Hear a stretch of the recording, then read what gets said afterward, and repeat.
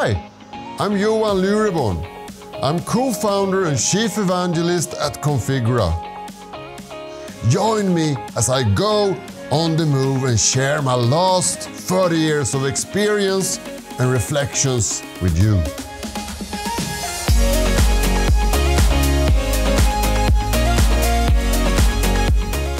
Why do we assign part numbers to the products we sell? Why do we even assign part numbers before we have sold anything? The answer is simply that there has been no other way. The one part number per product approach has been around for decades. The nice thing with this is that you can link, for example, a price and a description to the part number. Perfect for price books and traditional computer databases. However, there are some problems with this approach. 1. The number of part numbers to maintain will grow with the number of products and potentially create a monster to handle. 2. You need a part number to even sell the product, and this is potentially a vital bottleneck for sales. When customers ask for something that doesn't have a part number, it is called a special, and we all know that specials are asymmetry and costly. 3. Products that are similar need unique part number identification, and this creates unnecessary copies of the same information in both sales and production.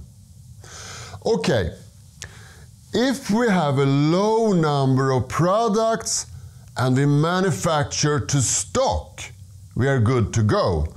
But if we have products that come in many variants and potentially super many variants, what do we do? One thing we can do is to avoid manufacturing to stock and instead only do manufacturing to order. But is that really enough? No, it's not enough. Let's look at an example. Imagine we are selling lumber. We could go to market with 2 products. One beam that is black and 1 meter, plus 1 beam that is white and 1 meter. Keep it simple. But what do we say if the customers want something different?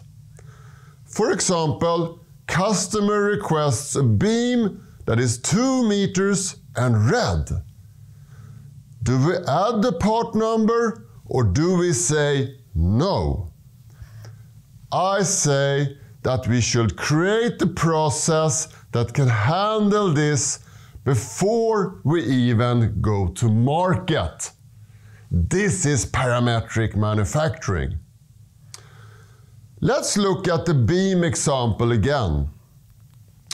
We can do it in many sizes. Length can vary from 10 centimeters to 4 meters. Thickness can vary from 1 centimeters to 10 centimeters. We can offer 10 materials and thousands of colors. We can actually offer 35 billion variants of this beam. That's crazy. Can you imagine needing to predefining that many part numbers? Imagine the maintenance. We need to think differently. An alternative approach to part numbers is to work with algorithms, product types, and parameters. The algorithms are used to generate whatever information we need in the process from sales, through manufacturing, and all the way to delivery. This could be price, graphics, quotes, bill of material, building information, modeling data, product sheets, CNC machine code, install documents, and more. We go from static data to dynamic data generated by algorithms that adapt to customer requirements in a light-speed fashion. Let me explain. With part numbers, we must understand exactly what we should sell before we even sell anything. With algorithms, we do not need to understand what the customer will ask for in the future. We are prepared to sell whatever the customer asks for within certain constraints set up by sales and production. All complexity around this is hidden inside the computer and taken care of by algorithms. Does this sound like magic? It's not. This can be done today, and some are already doing it. To make this realistic and efficient, we need to separate market from manufacturing. The trick is to make sure that manufacturing doesn't know anything about the market. Manufacturing has to learn to trust that the algorithm on the market side is doing the right thing.